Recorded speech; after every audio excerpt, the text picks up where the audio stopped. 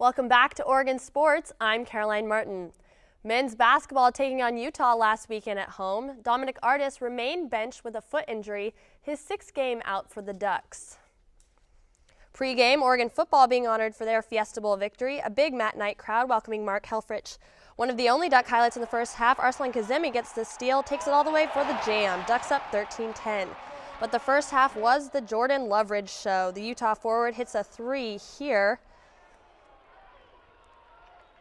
Then drives around Waverly Austin for 2 points and knocks down a wide open baseline jumper there. Loveridge was 6 for 7 from the field at half.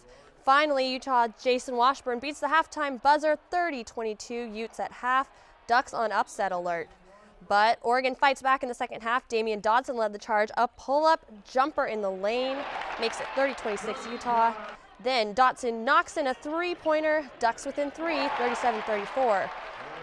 E.J. Singler ties the game up here on a layup, 43-43. From there, Oregon went on a 13-2 run, breaking the game open. Dodson finishes and won, 47-43 Ducks. Dotson finished with 16 points.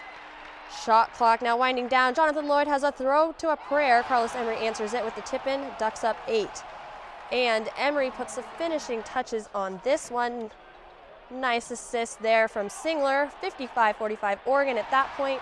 Ducks scored 51 second half points, win 73-64, snapping a 3-game losing streak. Ducks remained in the top 25 just barely after beating the Utes. This is the 5th straight week they have been in the top 25. Taking on the Huskies again this season on Wednesday, Ducks put up a fight in Seattle, stepping up defense and shooting 56.5% in the first half.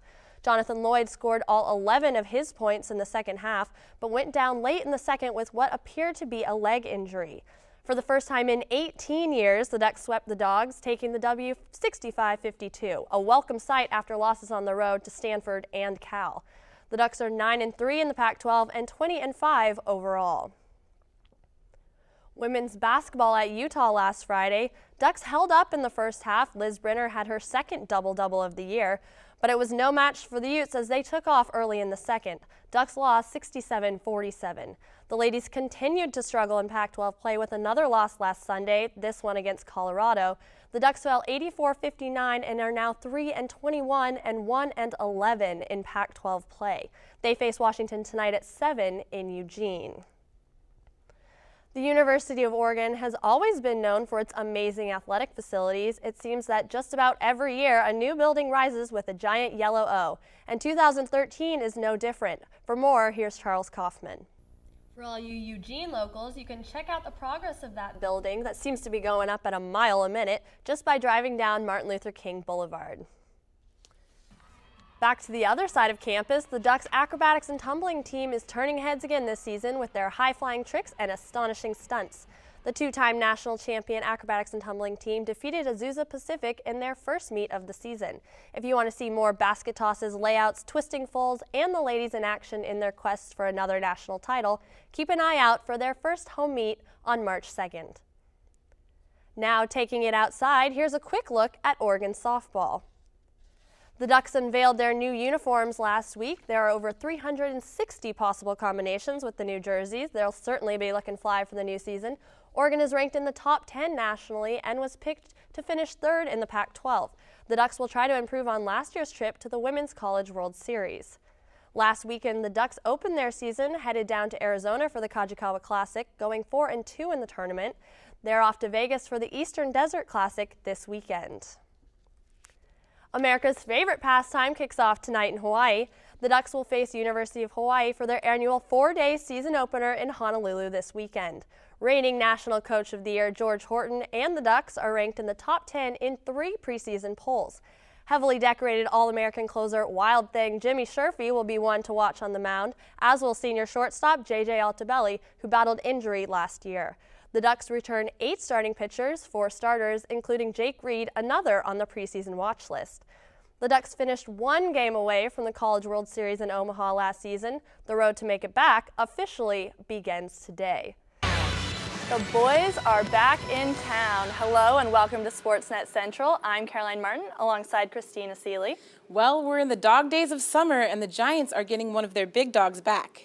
And with a neck-and-neck race with the Dodgers that looks like it may go down to the wire, they're sure going to need him. SportsNet Central starts now. They're back. Gio Gonzalez and Kurt Suzuki are back in the Bay, but this time sporting different colors. Gonzalez will be starting with the Nats against Ryan Vogelsong tonight to open the 3-game series against the Giants. Suzuki will be catching him as the former A's take on their old crosstown rivals. I've been with Oakland my whole career, so to not thinking about the old times would be a lie, you know. So I definitely keep in touch with all those guys too. You know, I definitely miss my teammates, the coaches, the clubhouse staff, but you know, it's a new adventure for me, and I'm excited with where I am right now. For a score update, we take you to PNC Park in Pittsburgh. Dodgers taking on the Pirates to open a 4-game stand. Top of the third, Shane Victorino stand-up double down the right field line to bring in A.J. Ellis. Still thinking blue, then it's Matt Kemp with a single knock to score Victorino. Dodgers up 2-0. Bottom of the third, Pirates answer with a 2-run double by Garrett Jones to score Starling Marte and Andrew McCutchen. Tied 2-2, headed into the fourth. Then along comes trouble with a 2-run homer to right by new guy Victorino in the fifth, his first as a Dodger.